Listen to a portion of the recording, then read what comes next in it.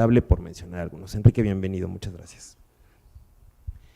Julia Carabias Lillo, ¿lo estoy pronunciando bien? Es mexicana, maestra en Biología y Ciencias por la Universidad Nacional Autónoma de México e integrante del Colegio Nacional, ambientalista, activista y mujer de ciencia, con una trayectoria destacada por sus estudios y trabajos enfocados en el conocimiento y la preservación de la biodiversidad, además de colocar el tema ambiental en la agenda de las políticas públicas. Con una formación ideológica socialista, Julia Carabias fue fundadora del Partido Socialista Unificado de México, del PSUM, en 1986 y antes fue militante del Movimiento de Acción Popular, el MAP, a inicios de la década de 1980. Es académica de la Facultad de Ciencias de la UNAM, fue integrante del Consejo Universitario en el periodo de 1989 al 93. En 1994 fue presidenta del Instituto Nacional de Ecología y primera secretaria de Recursos Naturales y Pesca del Gobierno Federal durante el sexenio de Ernesto Zedillo. Es miembro del Sistema Nacional de Investigadores. No es miembro, pero va a ser. Sus trabajos abordan la regeneración de selvas tropicales, restauración ambiental, manejo de recursos naturales, ecología y sistemas productivos, cambio global, pobreza y medio ambiente, así como política ambiental. Entre sus libros destacan Ecología y autosuficiencia alimentaria, Manejo de recursos naturales y pobreza rural, Agua, medio ambiente y sociedad, por mencionar algunos. Julia Carabias es acreedora de diversos premios y reconocimientos. Recibió en el año 2000 el premio Getty, otorgado por el Fondo para la Vida Silvestre. A su vez, en 2004 obtuvo el Premio Internacional Cosmos por sus investigaciones y logros en el campo de la defensa del medio ambiente. Donó los recursos de este premio para crear el Centro Latinoamericano de Capacitación para la Conservación de la Biodiversidad en la región de la Selva Lacandona en Chiapas. Fue galardonada en diciembre de 2017 por el Senado de la República con la medalla Belisario Domínguez por su inaudable labor en favor del cuidado del medio ambiente y la conservación de la naturaleza. Julia, bienvenida a la Sala Carlos Chávez. Bueno, estamos en el M68, Ciudadanías en Movimiento. Acordamos los ponentes y un servidor iniciar la charla pensando en el momento en el cual los dos deciden hablar del medio ambiente y desde qué perspectiva, cuáles eran las preocupaciones y por qué. Y acordamos que empezaríamos con Enrique, ¿es cierto? Pues vamos contigo, Enrique. Muy buenas tardes a todas y a todos y muchas gracias por esta invitación para esta mesa del recuerdo. Muy bien. En mi currículum olvidaste lo fundamental. No me digas eso. Lo cual hace que esté yo acá, supongo, y es que fui líder de mi facultad en el movimiento del 68. Y digo esto no para rescatar una parte de mi historia que no está en mi currículum vitae, sino porque tiene que ver justamente con el tema de dónde emerge, digamos, ese fuego, ese interés, esa pulsión, ¿no?, que me llevó justamente a que mi vida académica, mi vida intelectual, estuviera volcada sobre la comprensión de la cuestión ambiental. Digamos, sí, una cuestión que obviamente no estaba como en la agenda más visible en el 68, pero que ciertamente era lo que estaba vibrando, digamos, en el fondo, en el sustrato, digamos, de una crisis civilizatoria que tuvo una serie de manifestaciones. O sea, el 68 fue una especie de momento histórico de saturación de los tiempos, si puedo decirlo así. ¿Saturación en qué sentido? De la opresión, digamos, del autoritarismo, ciertamente, ¿no?, de la génesis del patriarcado, de las estructuras opresoras, de las libertades en todos los sentidos, ¿no?, sindicales, estudiantiles, etcétera, ¿no?, de la intolerancia. Y todo eso, bueno, hace irrupción en ese vuelo de la mariposa, ¿no?, en términos muy ecológicos que conmueven al mundo en el 68, es decir, los movimientos estudiantiles a lo largo y ancho, digamos, del orbe, ¿no?, y que llegan a México por las circunstancias que no toca ahorita recordar, todos lo sabemos, ¿no?, el bazucazo y la reacción de la juventud, donde hacía, digamos, se manifestaba ese espíritu que no era nada más por el hecho de la violación de la autonomía universitaria, sino era también porque hacía explosión ese estado de represión, uno podría decir. Bueno, en todas las generaciones la juventud ha sentido una cierta represión, ¿no?, de parte de las generaciones de los padres, ¿no? Siempre ha habido una especie de opresión o de relación en ese sentido, pero aquí, como digo, había una especie de algo que volaba en el espíritu de la época que quiso estallar eso. Ciertamente eso me acarrió a mí a participar en el movimiento del 68 por la circunstancia pues fortuita y circunstancial de que yo era consejero universitario por mi facultad. Entonces, a la hora de que estalla el problema, yo me entero, yo voy a mi facultad, convoco al estudiantado y de manera muy espontánea y natural, yo digo en el testimonio que saldrá ahora publicado, que porque no hubo un ánimo que superara el mío, acabé siendo por ese motivo el dirigente estudiantil. Bueno, como todos los que estamos haciendo nuestros testimonios del 68, a todos nos cambió la vida o nos conmovió profundamente el ser parte, el que nos hubiera tocado en esa época de nuestra historia. Pero ¿cómo se conecta esto con el medio ambiente o con mi pasión por la cuestión ambiental, por comprenderla, ¿no?, que me ha llevado a explorarla pues desde el campo de la economía, de la sociología, de las ciencias sociales en general, ¿no?, y en un proceso que todavía no se agota. Y ahí se conjugan una serie de circunstancias pues muy personales, o sea, cuando después del movimiento yo pido una beca para irme a estudiar un posgrado a Francia, me voy a París a estudiar economía. ¿Por qué? Porque la economía me haría comprender mejor, digamos, a la sociedad. Y porque siendo ingeniero químico no era tan fácil girar hacia otras especialidades de las ciencias sociales.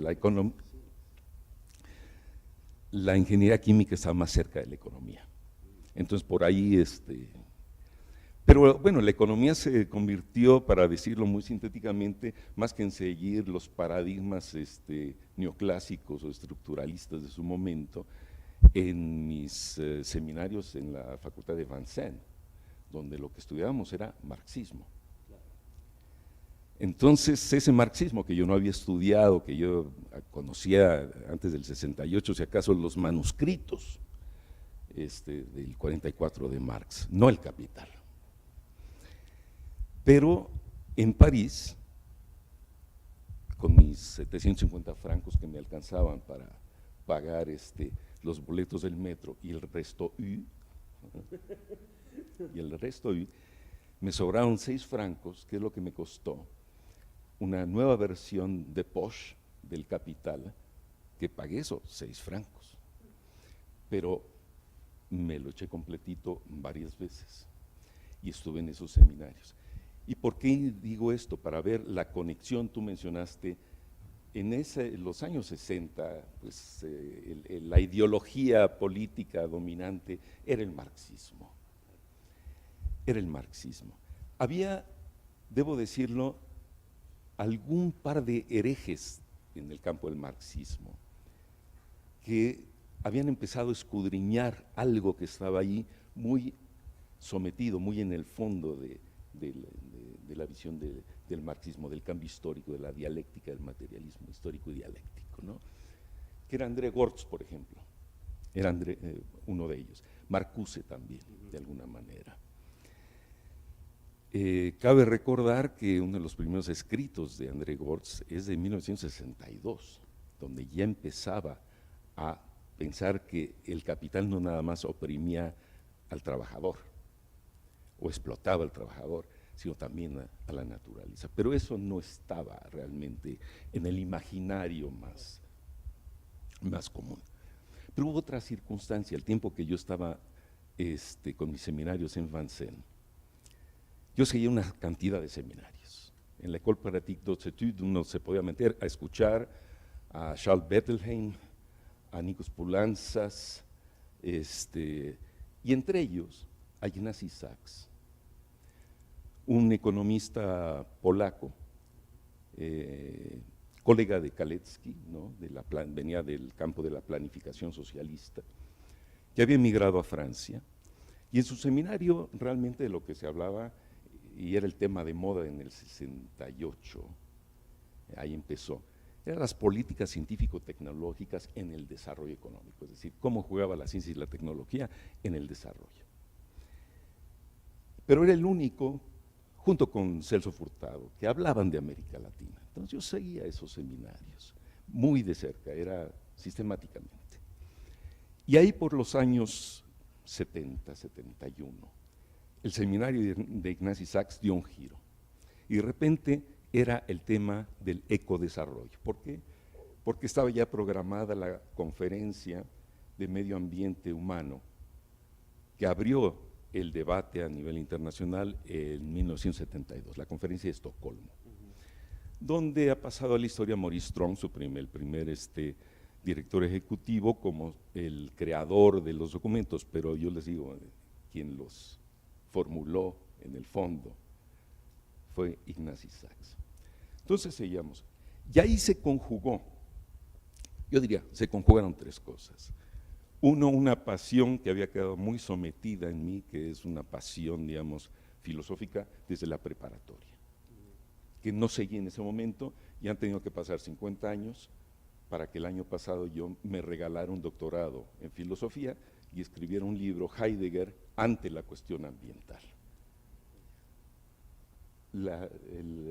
Nietzsche dice, ¿no?, que toda la historia y la vida es el eterno retorno. Yo retorné a cerrar ese círculo de vida. Esa fue la pulsión principal, acicateada al máximo por el movimiento estudiantil, ¿no?, lo que había generado en mí. Y en París se me cruza el estudio de Marx con la irrupción del movimiento ambientalista, digamos, de la cuestión ambiental. Y eso hizo que yo combinara esas dos cuestiones, y la pasión filosófica de pensar la cuestión fue lo que hizo que yo empezara a pensar el tema ambiental desde el marxismo. Y mis primeros escritos tienen ese cariz, y por eso mi primer libro se llama Ecología y Capital, que abre esta cuestión y lleva después con otros grandes autores como James O'Connor a fundar, digamos, una escuela de ecomarxismo y una revista, Capitalism, Nature, Socialism, en 1988, para tratar el tema del marxismo y la cuestión ambiental, ¿no? Entonces, esos son los prolegómenos de cómo gira, pero no todo era ecomarxismo.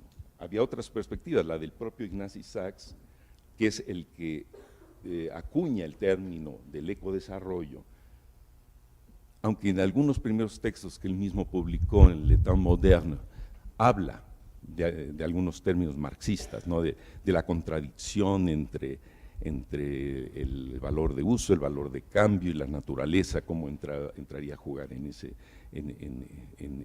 esa estructura, digamos, del capital.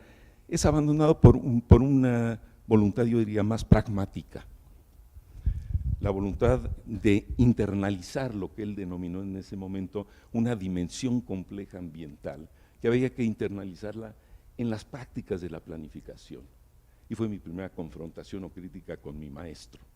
O sea, el tema ambiental no era una cuestión de una dimensión que se le había escapado a la teoría de sistemas y que había que internalizarla a través de ciertas estrategias, sino era una cuestión radical y de fondo, una crisis de civilización, es decir, la naturaleza, ¿sí?, la vida había quedado sojuzgada, oprimida, negada por una voluntad de poder, ¿no?, que era la del capital. Y ahí empieza a dispersarse, digamos, toda una serie de corrientes de pensamiento y de acción social que van incorporando la preocupación por la sustentabilidad, por la cuestión ambiental, que pasó de las estrategias del ecodesarrollo a pensarlo en términos de sustentabilidad, acuñar el término sustainability, que con su polisemia confundía desde la apropiación del capital de las condiciones ecológicas hasta la cuestión más radical, ¿no?, de la emancipación que venía desde el canto de la tierra, digamos, desde los pueblos de la tierra, que es por donde hoy en día, después de 50 años, es allá donde late con más fuerza esta cuestión de la transformación hacia la sustentabilidad, y que en cierto sentido toca a todas las disciplinas y toca las políticas públicas, de lo cual hablará Julia ahora, ¿no? Es decir, de ahí surgen después las políticas mundiales sobre el medio ambiente, se crean los ministerios del medio ambiente, pero las corrientes de transformación histórica no son exclusivamente por el lado, digamos, de las políticas públicas o de las estrategias de planificación. Hay un movimiento social de fondo fundamental en este proceso de transformación civilizatoria. Si quieres lo dejamos. Vamos a pararle tantito ahí. Enrique, muchas gracias. Julia, nos está hablando Enrique de una crisis civilizatoria, nos habla también de la superexplotación y sobreexplotación de la naturaleza y de un deseo emancipatorio y libertario. ¿A ti cómo te tocó en ese contexto? ¿Qué nos podrías compartir? Cómo no, muchas gracias por esta invitación y si me permiten, yo quisiera iniciar mi reflexión con una reflexión que me está preocupando profundamente y es ante las agresiones ocurridas en la universidad a un grupo de estudiantes el pasado 3 de septiembre, mi rechazo rotundo ante la situación de violencia que nuestra máxima casa de estudios fue nuevamente agredida. Celebro mucho que haya habido una reacción tan importante de los jóvenes y de la comunidad universitaria para reaccionar ante esta situación tan indigna y que hayan manifestado enérgicamente este repudio a la violencia. Yo estoy absolutamente convencida de que nuestra mejor arma es el tener a una universidad unida, a todas sus partes unidas y que con el diálogo permanente, con la posibilidad de encontrar soluciones y de ejecutar un conjunto de acciones que respondan a estas legítimas preocupaciones de los estudiantes que pueden implementarse rápidamente, además de mantener a una universidad activa, abierta, trabajando en la reflexión permanente. Estoy segura que de esta manera es la forma en que vamos a poder sacar a los que son ajenos de esta universidad, a los porros, a los agresores, a los delincuentes, a los cobardes y de esta manera, una vez más, como se ha hecho a lo largo de tantas décadas, triunfar en esta universidad con este proceso de unidad y que saquemos las lecciones del 68, porque esto es lo que nos está llamando hoy a la reflexión. Yo quería iniciar con esta reflexión y entonces pasar al por qué estamos aquí, conmemorando los 50 años del 68 desde la perspectiva de dos ambientalistas, nos han llamado ecologistas, ambientalistas, ecólogos, no importa, estos que estamos en la defensa permanente de los temas ambientales. Ya Enrique ha puesto el contexto general en que teníamos en el país y que estaba además en el mundo, como estaban estas corrientes surgiendo de una oposición a una preocupación profunda de la situación en que se estaba viviendo en términos de la calidad de vida del medio ambiente, y he traído unos libros son los libros históricos, no los pienso obviamente leer ni prestar, porque eso están bajo candado, pero dentro del contexto en que está platicando Enrique, hay un libro que es el de Primavera Silenciosa de Raquel Carson, que detona un proceso de información de mucha efervescencia, porque ella pone la llaga en el dedo de lo que estaba haciendo los derivados de la revolución verde, de la revolución agrícola verde, en la que el uso de los agroquímicos y particularmente del DDT estaba generando un problema de salud, particularmente de cáncer y particularmente con los chicanos. De hecho, ella muere pocos años después de sus investigaciones por ese problema. En ese mismo contexto que acababan de ocurrir ya en Inglaterra, esta enorme mortandad debido al azufre, se estaba dando en Europa las respuestas a la contaminación tan brutal que había en todos los ríos que cruzaban las principales ciudades. Y esto fue generando un ambiente, por lo tanto, de mucha reacción ciudadana hacia estos problemas de la contaminación. Allí nace el tema ambiental en este tema. Y al mismo tiempo, en esos años, está esta otra obra que es el de los límites de crecimiento. Es un planteamiento en donde la población está creciendo de manera exponencial, mientras que los recursos naturales son finitos y el alimento crece de manera aritmético. Entonces, vislumbrando una crisis, la necesidad del límite al crecimiento, cosa que fue profundamente rechazada por la izquierda en América Latina sobre todo. La reacción fue a parir madres latinas, porque era una imposición, como se veía, del imperialismo en el cual nos estaban limitando a tener las familias que permitirían pues el trabajo para salir adelante de la situación de pobreza, mientras que ya los países desarrollados se habían consumido una buena parte de los recursos naturales. En México, el doctor Urquidi es quien arranca con estas reflexiones y funda la sucursal mexicana del Club de Roma, y entonces empieza a haber una reflexión pues muy profunda, al tiempo en el que Enrique estaba encabezando en México el tema del ecodesarrollo, y es allí donde yo me vinculo cuando inicio en la universidad. Yo tengo 14 años cuando inicia el movimiento del 68, pero participo en la Marcha del Silencio, porque yo estaba en la universidad, en la escuela de música, y al salir de la escuela de música, con mi guitarra me incorporo a la marcha. Y eso me marca sin duda, y se suma a lo que yo ya traía de una educación familiar por ser hija de refugiados españoles. Pero eso me colocó en el lado de la izquierda mexicana.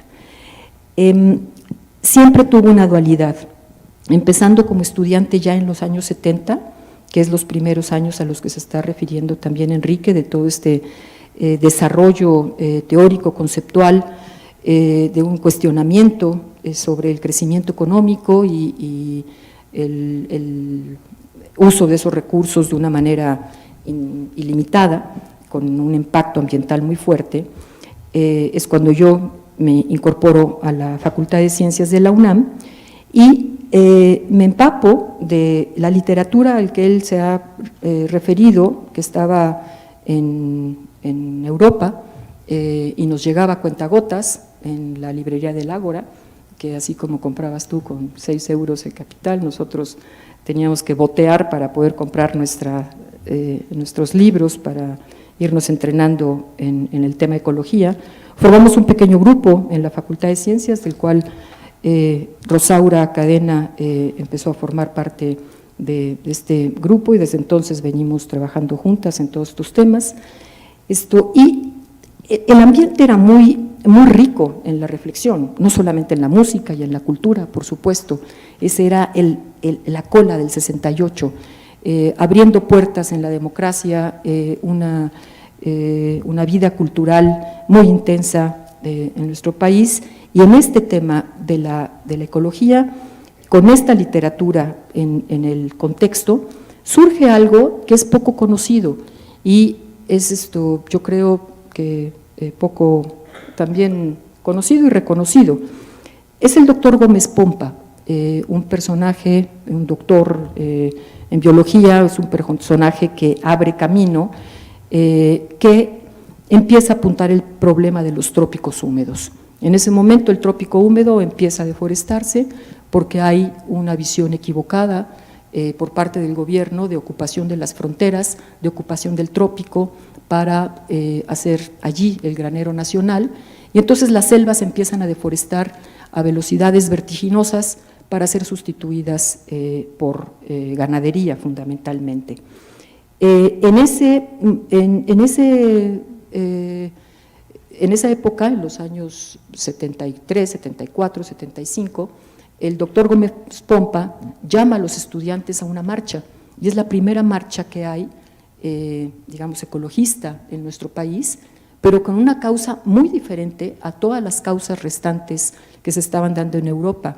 No era una marcha por la ecología en función de la salud humana, era por el ecosistema, por la naturaleza, por la destrucción de ese capital natural y de esa base natural del desarrollo y de ese patrimonio natural que estaba generándose por una mala política que era la ganaderización de nuestro país. Hay dos artículos allí muy importantes que son un parteaguas, uno que es el de Gómez Pompa con Sergio Guevara y Carlos Vázquez, que se titula La selva tropical húmeda, un recurso renovable, entre interrogación, lo cual desde el punto de vista biológico era como, ¿cómo no va a ser renovable? Pues además la gente sabía que si tumbaban inmediatamente salían muchas plantas y se veía verde luego, pero no tenía nada que ver con una selva. Entonces viene este cuestionamiento y desde la academia empieza a estudiarse de manera distinta la ecología, deja de ser una ecología meramente descriptiva, en donde el ecosistema está siendo explicado por el tipo de suelo y el tipo de clima y el relieve, sino que además se le suma que el ecosistema se explica por sus funciones, por sus interacciones entre plantas, animales, todos ellos con el suelo, con el agua, con la atmósfera, y esa visión funcional arranca en esa época. Eso hace… el otro artículo muy importante fue el de Toledo, en el cual lo llama el poder catastrófico del Mr. Ludwig, o cómo se destruye la selva amazónica.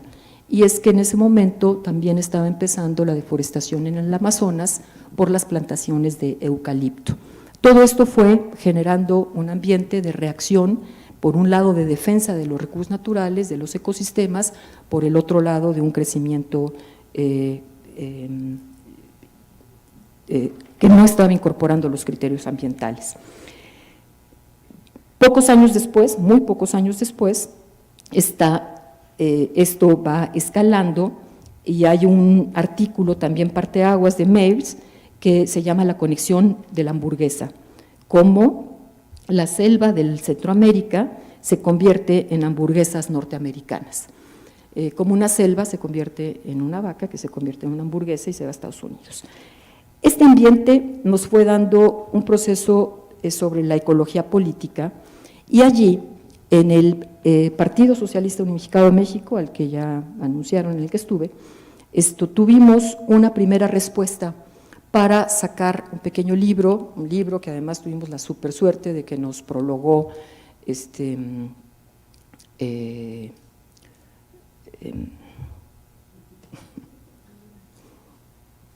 qué barbaridad.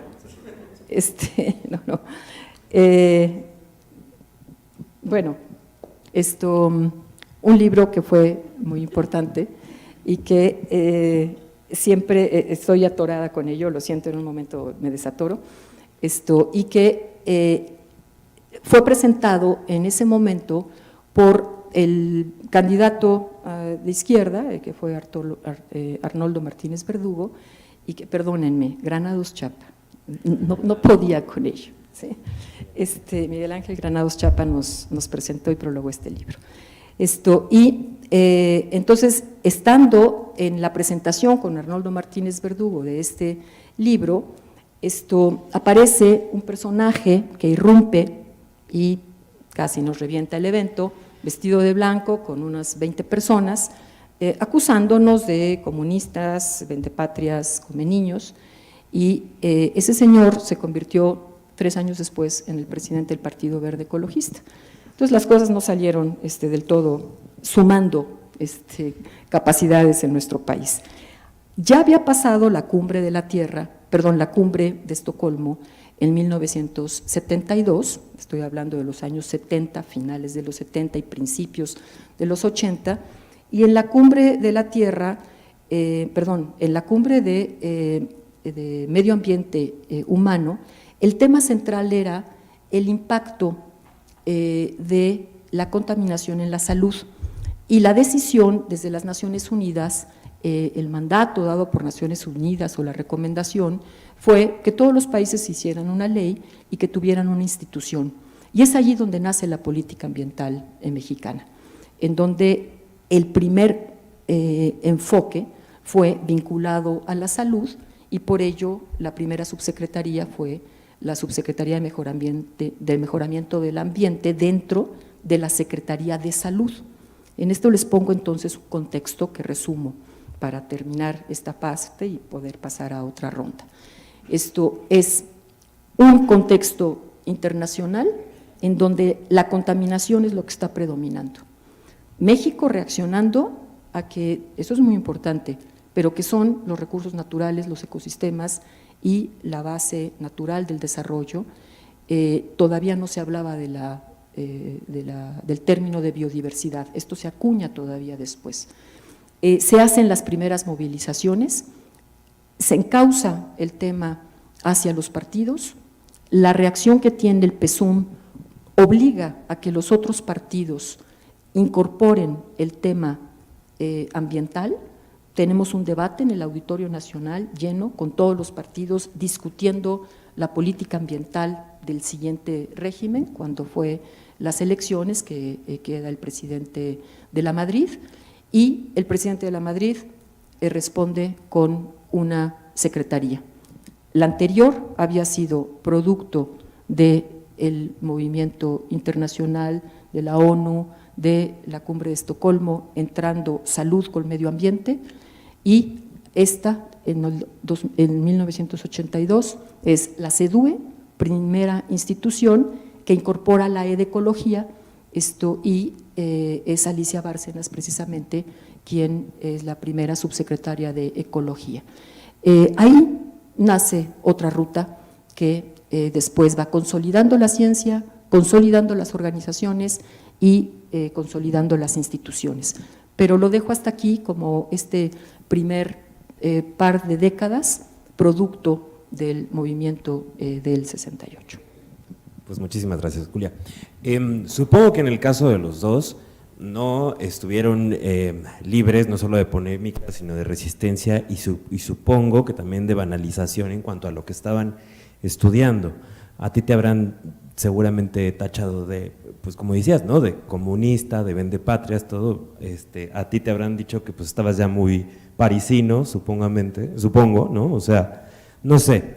Quiero pensar esto porque la resistencia del discurso hegemónico es algo muy habitual. Entonces, ya han planteado los dos cuáles son los contextos, cómo llega la política pública, pero a ver, ¿cómo les va en ese sentido? Es decir, ¿cómo de la política pública y de la academia y de la investigación, cómo llegaba la gente? ¿Había algún tipo de estrategia que ustedes empezaron a diseñar para comunicar lo que estaba sucediendo, para sensibilizar? ¿O era una carrera, digamos, absolutamente complicada, pues en contrasentido? ¿Cómo les iba a los dos? ¿Quién quiere seguirle? ¿Cómo quieres que sigamos? Pues, contigo. ¿Cómo llegaba la gente? ¿Cómo fue creciendo esto? ¿Cómo se fue consolidando? Es ya en plenos 80s en los que la sociedad en este contexto se empieza a organizar. Nosotros desde la UNAM, que hicimos esta formulación en este planteamiento de la ecología política, en donde pretendíamos abrir una ruta, empieza a proliferar las organizaciones sociales y surge el entonces llamado Pacto de Grupos Ecologistas, entre ellos estaba encabezándolo parte de la gente que lo encabezaba era Gabriel Cuadri. Surge otro movimiento, que fue un movimiento profundamente corrupto, que fue el movimiento ecologista mexicano, que estaba dirigido por Ciprés Villarreal. Y el Verde, el Partido Verde, que yo creo que su registro lo obtiene primero condicionado en el 85, lo pierde y después lo vuelve a obtener. Y hay un grupo también muy importante de gente que está comprometida y que está auténticamente preocupada por la conservación de la naturaleza, que es la Federación Conservacionista Mexicana, que se debe de fundar aproximadamente por el 1982-83. Hay que recordar, CEDUE nace en el 82, en este proceso de discusión importante que hubo de la sociedad, y entonces los siguientes 2 años se van consolidando estas organizaciones con una gama muy amplia. 2 de ellas muy cooptadas por el gobierno, muy aceitadas, el MEM, el Movimiento Ecologista Mexicano, que se convirtió pues en los porros ecologistas, ¿no? El Verde, que conocemos más o menos sus evoluciones, pero siempre con mucho dinero desde el lado del gobierno, y ese fue un problema. Nosotros cortamos este dinero cuando entramos a la Secretaría.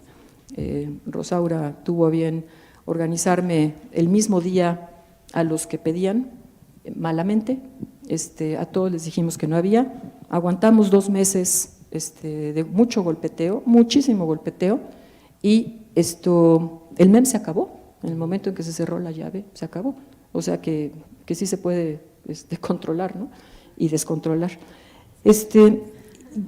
La otra parte es que la academia se empezó a fortalecer en serio, y yo quiero nada más apuntarlo porque quiero después hablar un poquito más de ello, es esta primera etapa muy rica mía, profesional, y estoy profundamente agradecida para siempre con el doctor Lev, porque allí empezamos a hacer un trabajo que no existía en esta universidad, y yo diría en el país, de empezar a hacer un estudio sobre los recursos naturales nacionales, su impacto, su relación con las comunidades campesinas, el conocimiento tradicional, las alternativas tecnológicas, y entonces de esas lecciones, el último que traigo, pues este que está aquí, es un libro que hicimos juntos sobre un montón de experiencias en las cuales Enrique Lev coordinándolo, participando con este grupo de trabajo, fuimos convocando a mucha gente,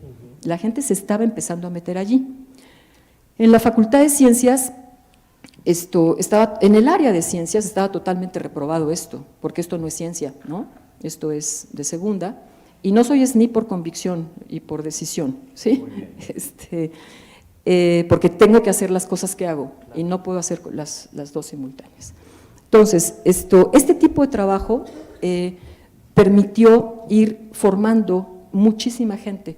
Nosotros formamos el programa de aprovechamiento y manejo de los recursos naturales, que empezó en la montaña de Guerrero, luego se extendió en otros sitios, formamos centenares de personas, y la universidad empezó a abrir estos temas desde las ciencias sociales, desde las ciencias ambientales, empezamos a profundizar los temas de interdisciplina, pero no pudimos dar muchos brincos en la interdisciplina, y yo creo que seguimos todavía ahí muy atorados, en donde estos son los momentos en que la universidad tiene que dar grandes orientaciones para profundizar sobre el tema de la interdisciplina.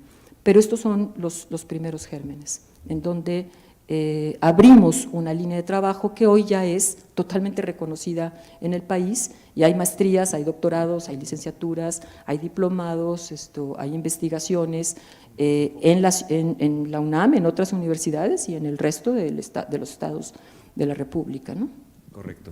Enrique, entonces te tocó a ti iniciar esta labor también de sensibilizar, reunir grupos de trabajo, y en tu propia experiencia, ingeniero y sociólogo, ¿no? Reunir y articular la interdisciplina, ¿no? Pero a ver, ¿y cómo te va con la gente a ti? Digamos, ya Julia nos está hablando de una experiencia académica afortunada, ¿y a ti en el día a día cómo te iba? O sea, ¿notaste un cambio? Bueno, Cambios, este es el mío, ya, ya le iba a quitar el micrófono. Cambios, ya habló Julia, o sea, fue una época de explosión, digamos, de ideas y de iniciativas de todo tipo, ¿no? Pero donde la temática ambiental iba abriendo su camino, muy a contracorriente, porque era a contracorriente del imaginario dominante. O sea, Julia mencionó el libro Los límites del crecimiento, que yo creo que fue un título muy acertado, pero que venía a confrontar la creencia y la convicción del sentido de la vida y de la humanidad en ese momento, ¿no? O sea, estábamos acá para tener más, para crecer. Era la época, ¿no?, de la posguerra, como mencionaste al inicio, donde se trataba de la recuperación económica, y la economía misma iba en el sentido del progreso. Incluso la Guerra Fría, la confrontación de Estados Unidos con la Unión Soviética, era para ver dentro de qué modelo se crecía más rápidamente y se llegaba antes a la Luna, ¿no? Entonces, hablar de límites del crecimiento era realmente un despropósito. Contravenía todas las creencias, todas las convicciones. Entonces, claro, estábamos abriendo un camino a contracorriente. Al mismo tiempo, o sea, habría que mencionar que junto con la cuestión ambiental, surge en el ámbito intelectual eso que se llamó la crisis de la razón. Es decir, ya podríamos decir, desde la filosofía de Heidegger, había una crítica muy fuerte a esa razón dominante desde Leibniz, ¿no?, de la razón de fuerza mayor instaurada por la razón misma, y la manera como esa racionalidad venía acosando al mundo. Y venía la ciencia también dispersándose dentro de esa lógica del crecimiento del conocimiento de la que habla Popper, ¿no? Venía fragmentándose, y la cuestión ambiental a lo que llamaba era a restituir todas esas partes, a una mirada más holística, más de conjunto, de todas estas tendencias y procesos tan dispersos, ¿no? Entonces ahí surge el dictum, digamos, el llamado a la interdisciplinaridad, de la cual está hablando Julia y ahora tú. Y ahí yo también traje mis guardaditos, Julia. Este no lo tienes. Pero este fue, y quedó así nada más, como un mimeo, y ahí creo que es mi última copia. ¿Lo presentaste en la Facultad de Ciencias?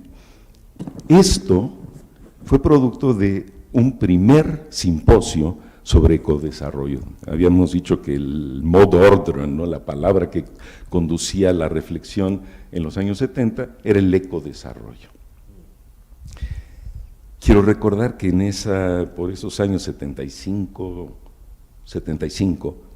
Mario Bunge, el gran epistemólogo, quiso probar suerte en México, en un país. No podía irse a la Argentina, eran épocas muy convulsionadas en el Cono Sur, quiso venir a México.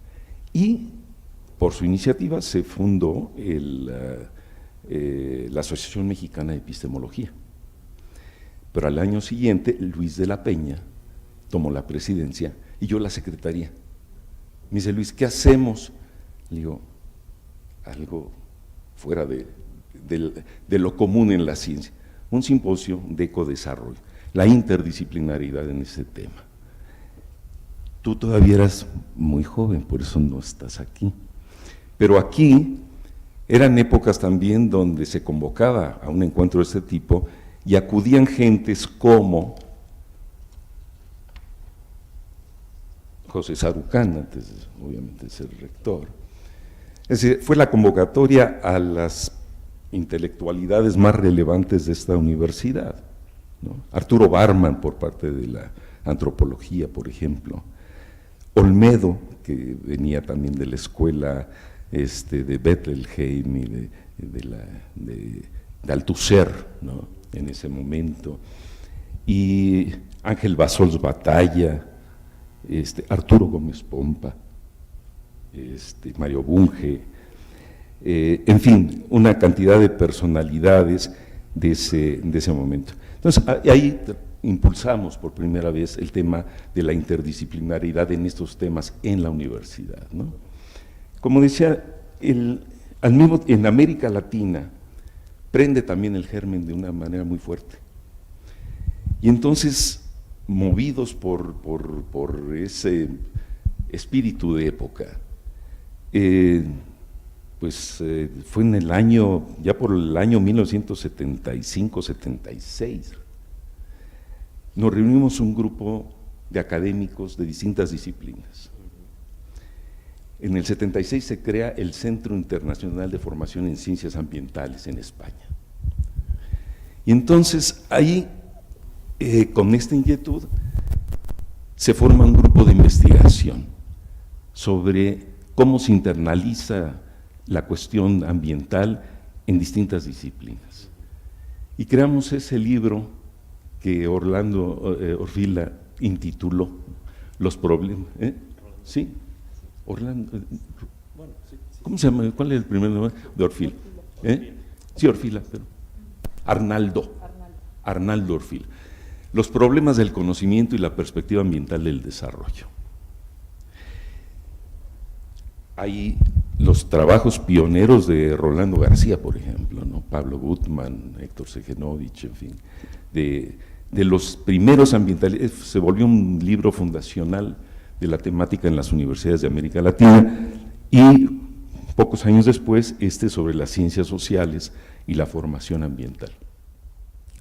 Y con base en estos libros y otros que siguieron, con muchos de los que mencionó Julia, pues empezaron a formar las gentes en las universidades. Y se empezaron a crear los posgrados y los cursos, y falta mucho que hacer a ese respecto. Es decir, las universidades tampoco podemos decir que han sido las instituciones más abiertas a acoger este campo. ¿Por qué?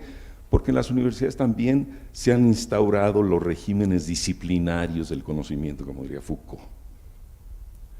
Y vivimos dentro de esos regímenes disciplinarios en el sentido de las disciplinas científicas, pero también son estrictamente regímenes de dominación y cercados por sus propios paradigmas. Entonces no ha sido fácil abrirlos para que haya un nuevo pensamiento holístico e interdisciplinario. Y ya que Julia sacó ese libro, que es una memoria así, yo quiero sacar ese porque resultado de ese seminario, que no lo hice solo, lo hicimos juntos, Julia. Decidimos, Julia y yo, convocar a otros investigadores de México y fuera de México. Estuve hace 2 semanas con Stefano Varese, por ejemplo, y sacamos 2 volúmenes sobre cultura y manejo sustentable de recursos naturales. Yo sé que ya no crees mucho en esto. ¿Sí? Tienes que creer. Esto abrió también el campo. Eso hago todos los días. Eso hago todos los días en la selva lacandona. Esto también abrió la temática, digamos, de la sustentabilidad, pero aquí sobre todo en el campo de la antropología, de la biología, de la etnobotánica, ¿cierto? Es decir, cómo se cruzaba el tema de la, digamos, de la naturaleza y la cultura, la diversidad cultural y la diversidad biológica. Y por ahí, digamos, han venido pues saliendo pues temáticas. Hoy en día, ¿qué puedo decir? Hay sociedades internacionales y latinoamericanas de economía ecológica. El tema de la ecología política hoy en día está en la punta de los debates, y no es solamente una disciplina académica, es una disciplina donde nos encontramos los movimientos realmente de base. Yo dije, los pueblos de la tierra que están buscando rehacer sus mundos de vida, nuevos modos de conectarse con su naturaleza, ¿sí?, con estas ideas que vienen de la academia. Entonces ahí se ha abierto un campo que, más allá de la interdisciplinariedad, yo he denominado un diálogo de saberes. El diálogo entre los saberes, digamos, cultos, que se trabajan en las universidades, de los paradigmas científicos y los saberes populares, los saberes indígenas campesinos. Y es en esa conjunción donde se está creando esos nuevos saberes que van a fertilizar la tierra, digamos, y romper el cerco de dominio del capital, de la tecnoeconomía. Y por ahí está progresando toda esta problemática que de alguna manera podemos decir que sí fueron los años 60 donde hace explosión esos límites del crecimiento, ese modo de absoluto dominio de la razón sobre la tierra, pero que ya tenía sus antecedentes, es decir, ahí se manifiesta en la realidad lo que Nietzsche decía, el desierto crece.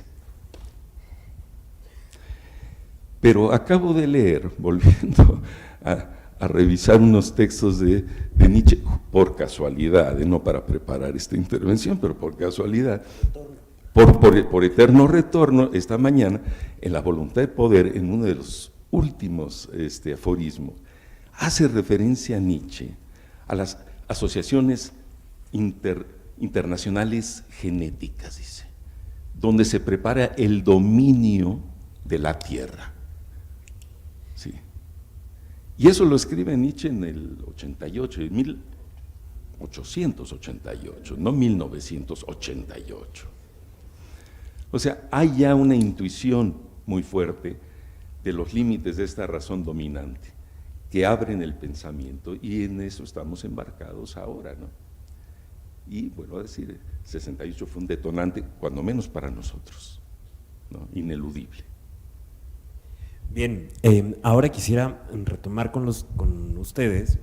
Estamos hablando de cómo va cambiando la mentalidad, cómo se instituyen otro tipo de prácticas académicas dentro de las universidades, cómo las instituciones van moviendo también la agenda, cómo se crean ciertas oficinas específicas, cómo, no sé, los científicos sociales y los experimentales se juntan para hablar de una gran problemática ante la institucionalización de las políticas de consumo, de devastación y no sé, o sea, del propio capital. ¿Qué lograron contener, Julia? ¿Tú qué recuerdas que hayan logrado contener y que hayan logrado cambiar? Digamos, si iba esta máquina de desarrollo hacia todo lo que daba, ¿qué lograron contener? Sí, de las publicaciones, pero también de las políticas públicas en lo que tienes un gran campo de experiencia. Yo creo que hemos platicado hasta aquí un par de décadas, finales de 60s, 70s y 80s, en donde se dio toda esta bárbara riqueza conceptual de formación de recursos humanos, de una sociedad con una mayor conciencia sobre el tema, y fueron 2 décadas de suma. Yo creo que íbamos, por supuesto que siempre con diferenciaciones, pero de suma. Creo que hay un parteaguas que no sé todavía dónde colocarlo muy bien, pero definitivamente lo encuentro del 2000 para acá, y quizás ese momento de transición en los 90s. Hay un parteaguas de divergencias muy importantes. Pero antes de entrar a las divergencias, que creo que es algo que quizás con lo que me gustaría posteriormente reflexionar en un cierre, pero en el último momento, en los últimos 30 segundos, hay un momento de esa transición que son los 90, y es allí donde encuentro un poco respuesta a la pregunta que nos haces, ¿qué se logró contener? Yo creo que los años 90 fueron los años que están marcados en nosotros también, tanto en Enrique como en mí, como en muchísima gente, por lo que ocurrió también a nivel internacional. Ahí ahora sí es la cumbre de la Tierra. Antes cometí el error y corregía cuando decía cumbre de la Tierra, porque como que la tenemos muy de estribillo todo el tiempo. La cumbre de la Tierra es la cumbre de Medio Ambiente y Desarrollo en 1992, organizada por las Naciones Unidas, en donde se da arranca el 5 de junio de 1992, por eso es que el 5 de junio es el Día Mundial del Medio Ambiente ya, pero para llegar a una cumbre, los que estén familiarizados con estos procesos, pasan años previos de preparación. Había ocurrido ya, se había acuñado el término de desarrollo sustentable en el 87. La Cumbre de la Tierra lo hace suyo, todos los mandatarios, es una cumbre que estuvieron presentes cerca de 120, 130 mandatarios, y es un refrendo hacia el medio ambiente, lo cual no ha vuelto a ocurrir. Es un momento de preocupación en donde la Agenda 21, es decir, todo lo que usted quiera saber sobre el medio ambiente, ahí lo encuentra, no dice qué exactamente y cuándo y cómo hay que hacerlo, pero son todas las orientaciones que permiten llegar hacia ese proceso de la sustentabilidad. Esto está el nacimiento de la Convención de Cambio Climático, de biodiversidad, los principios de los bosques, la incipiente lucha contra la desertificación, y es de tal tamaño la reacción mundial y de apoyo de los gobiernos que todos los países empiezan a tener sus agendas y a concretar las agendas nacionales. Es ahí donde tuvimos la fortuna de participar un grupo de gente que venía de todo esto que hemos platicado, y no quiero dejar pasar de esos momentos una parte que fue muy visionaria, fue también un antecedente y que dio posibilidades a que los 90 se consolidara. Y es que en esta reflexión que hubo de la desigualdad en México, coordinada por Rolando Cordera y Carlos Tello, ahí aparecemos los ecologistas o los ecólogos, y empezamos a hablar de pobreza, de desigualdades y de medio ambiente. Y de eso se trató la cumbre. El ambiente se colocó en México para poder desarrollar una institución distinta que sumaba los temas del manejo de los recursos naturales, todos ellos, que antes estaban todos dispersos entre distintas instituciones, bajo una lógica de sustentabilidad ambiental. Y es así como se fundó la Secretaría de Medio Ambiente, Recursos Naturales y Pesca. El equipo de trabajo fue un equipo en su mayoría universitarios, miembros de las organizaciones no gubernamentales. Se pudieron hacer, además de una institución sólida, leyes, políticas e instrumentos, y ahí todavía marchábamos bien, ahí van las cosas concretándose, y creo que eso permite entonces poner un pie en la degradación, detenerla. No está resuelta, no está revertida, no se ha logrado influir en la política macroeconómica para que el tema de la sustentabilidad ambiental forme parte de la planeación del desarrollo del país. Sin embargo, hay una batería de políticas, de instrumentos y una mucho mayor conciencia que ha permitido un decrecimiento del deterioro, pero lejos de tener una reversión del deterioro o de haber detenido el deterioro. Creo que de no haber tenido esta cumbre, estos procesos nacionales de cómo aterrizaron, la situación estaría mucho peor, pero lo lamentable que tengo que confesar es que está muy mal, está fatal, y estamos perdiendo la carrera. Y no veo en el escenario, a pesar del ambiente social que se tiene en el contexto nacional después de una elección como la que se tuvo, no veo un claro compromiso a llevar a cabo una política de crecimiento para el combate a la pobreza y lograr abatir la desigualdad también con la sustentabilidad ambiental. Y me preocupa mucho el arrollamiento de proyectos que no pudieran estar incorporando claramente el tema medioambiental, con lo cual vamos a volver al pasado y vamos a tener un problema en algunas pocas décadas otra vez de resentimiento de estos procesos. Ojalá, y en una agenda que se está planteando el tema ambiental se incorpore como un eje y no como un capítulo de punto y aparte, como ha sido históricamente en los planes nacionales de desarrollo. Yo coincido con Julia totalmente. Estamos en déficit todavía y no estoy seguro que entrando como un eje logremos revertir eso, porque no se trata, como dije al principio, de una dimensión, no es un eje más, es repensar los modos de producir y de consumir, los modos de estar en el mundo de una manera más prudente, ¿no?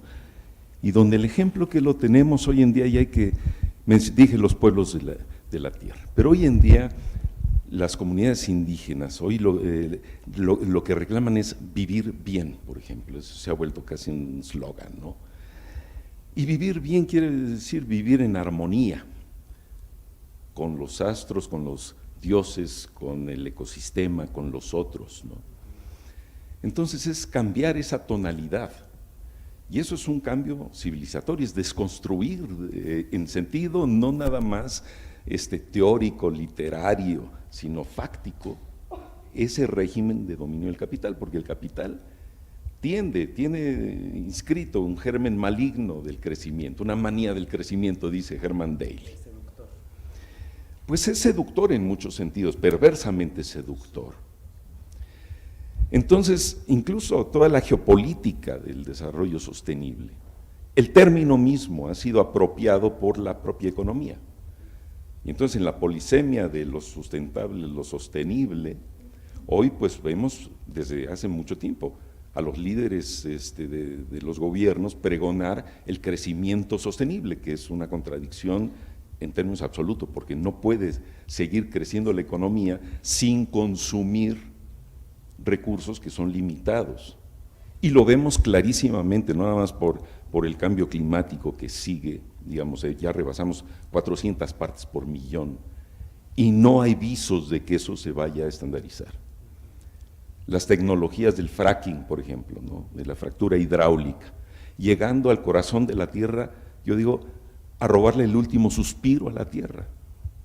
¿Por qué? Porque los temas acuciantes ahora son el neoextractivismo, es decir, la furia con la cual el capital se está apropiando de los últimos recursos del planeta.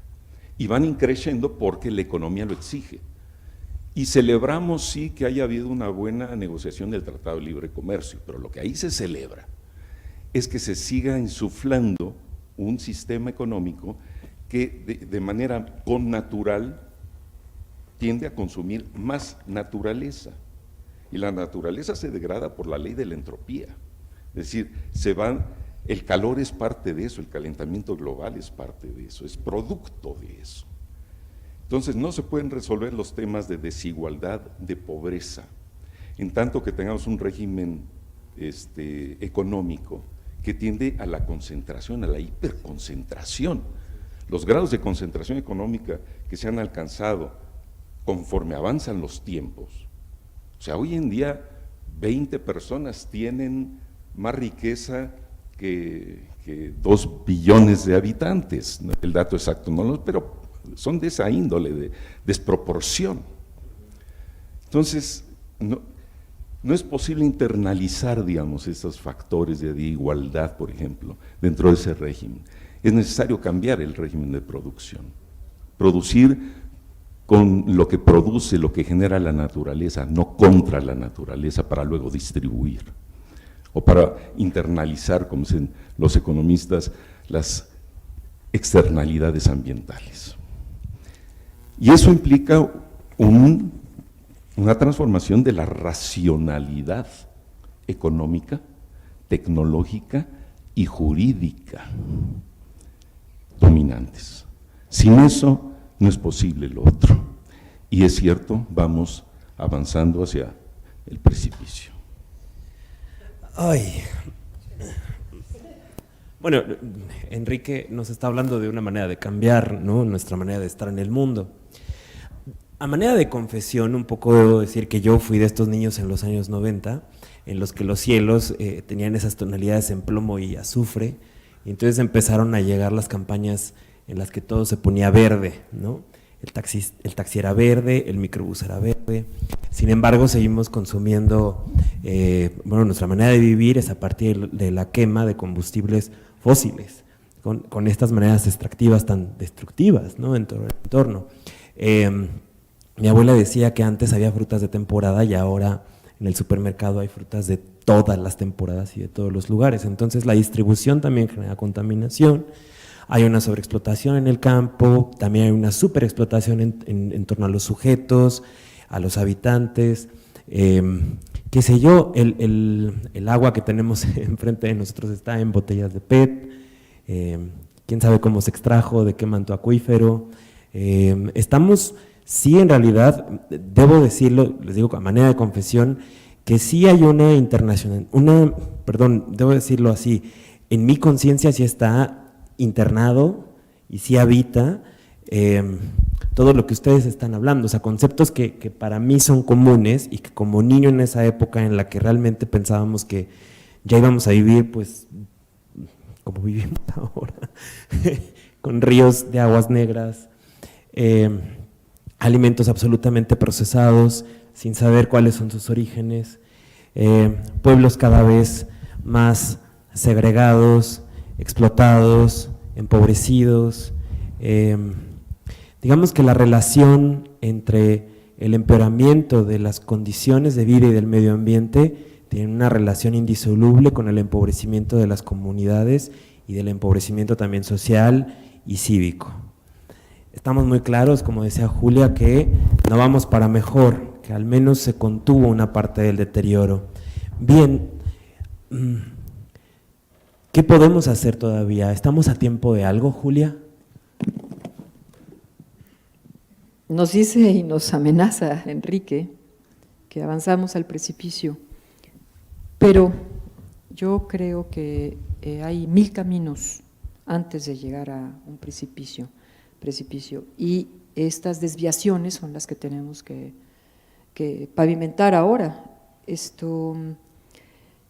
Yo sí creo en los jóvenes, estoy convencida que la energía que traen, las capacidades que tienen, estamos formando, ahí sí creo que sí le atinamos, yo llevo 42 años dando clase ininterrumpidamente, Enrique ha estado formando igual gente y como nosotros, muchos otros, que sí está habiendo un impacto en formar gente con una visión diferente, más todo lo que se ha venido sumando a través de medios de comunicación, no lo suficiente, algunos, por supuesto, como el de Ricardo Rafael, de repente nos invita por allá, y estoy segura que cada vez va a hacerlo más, y hay una mayor conciencia sobre el tema, sin duda alguna.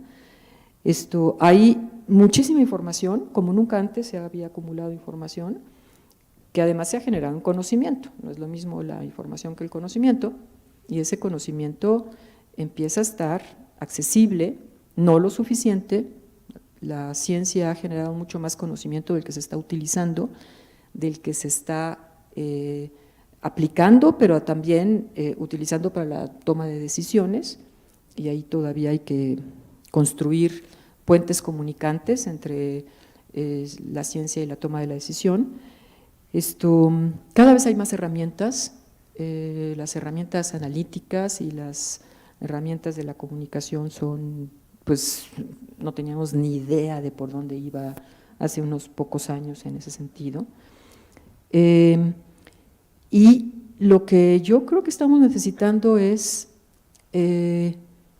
todos estos que son puntos favorables que pueden hacer el cambio, y que por eso yo sigo siendo muy optimista, hay que conducir colectivamente a que esa fuerza juvenil tenga un horizonte que no es el horizonte que le hemos sembrado con toda la catástrofe. O sea, sí hay salidas, por supuesto que hay salidas y está en sus manos. Y todo esto está lleno de propuestas, y todas las políticas que se han hecho y los instrumentos que se han hecho, Y es ahí donde de repente estamos en los procesos de contradicción. La realidad nos pone retos muy difíciles y la forma de resolver esos retos genera muchas diferencias.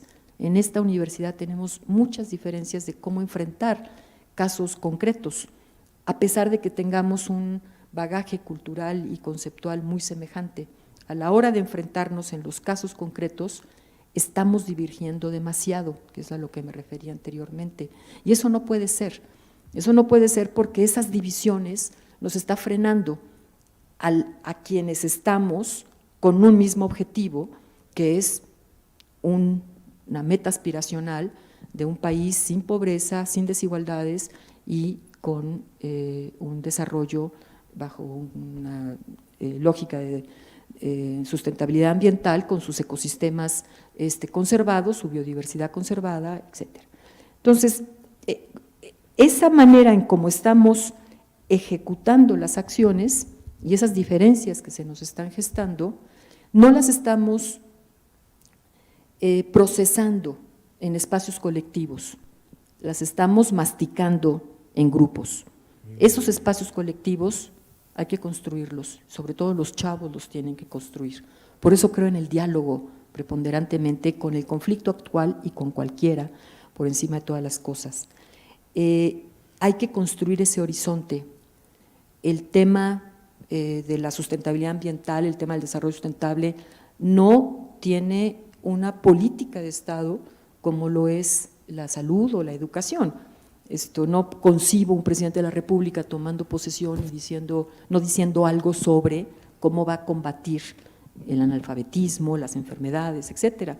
Y en materia ambiental, los bandazos son ahora lo verde, ahora lo gris, ahora lo azul, y estamos todo el tiempo poniendo metas distintas, sin tener claro que hay que llegar a una ruta.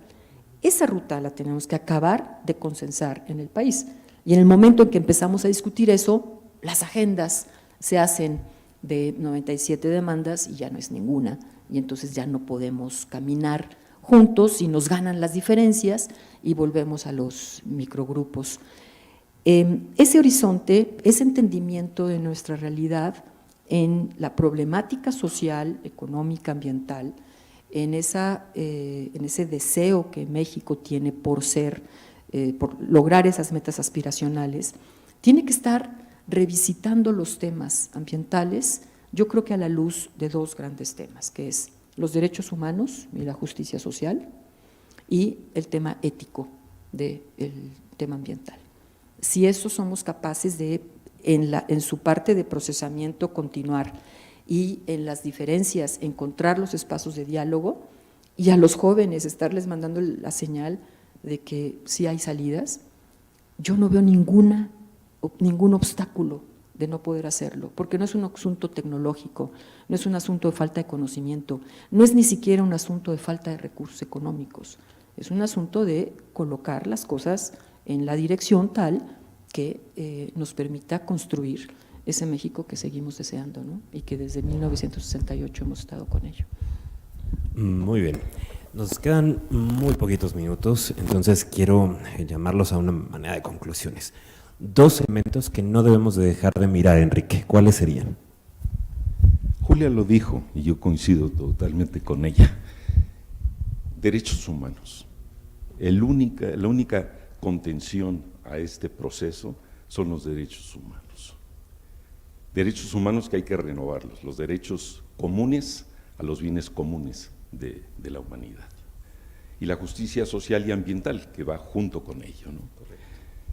Y yo no amenazo, la amenaza viene por otro lado. Y soy igualmente optimista, pero creo que sí, la juventud tiene que avisparse y tiene que sentir un poco que entrar en esa insurgencia, ¿no? Dejarse invadir por esta juventud para renovar su modo de pensar y de actuar, ¿no? Y conectarse con los pueblos. Es ahí a donde se está cocinando realmente el cambio civilizatorio, en esa resistencia que está volviendo reexistencia de los pueblos. Y eso es lo que tenemos que acompañar. No es desde la economía y la tecnología, quizás tampoco desde la academia o la alta intelectualidad, sino de los saberes populares. Allí está cocinándose el cambio, y soy optimista en ese sentido. Y coincido también, el nuevo gobierno, si quiere realmente arriesgarse a una nueva etapa de nuestro México, tendrá que prestar mucho oído y corazón, sensibilidad, inteligencia, y abrirse a un diálogo para abrirle caminos a México. Gracias, Enrique. Julia, ¿con qué te gustaría Pues, cerrar? palabras claves, economía con medio ambiente, la conservación de los ecosistemas naturales, patrimonio natural de México, compatible con el desarrollo y su uso para lograr el bienestar. Respeto de derechos humanos, compatibles los derechos humanos vinculados al medio ambiente con los de justicia social, una ética civilizatoria, organización, diálogo, muchísimo diálogo, aliento a los jóvenes y plataformas que podamos construir para que estos diálogos se consoliden. Pues muy bien, muchísimas gracias a todos ustedes por acompañarnos, agradecemos a Cultura UNAM en directo y quiero despedir a nuestros ponentes con un aplauso, por favor. Julia Carabias, Enrique Lev, muchísimas gracias.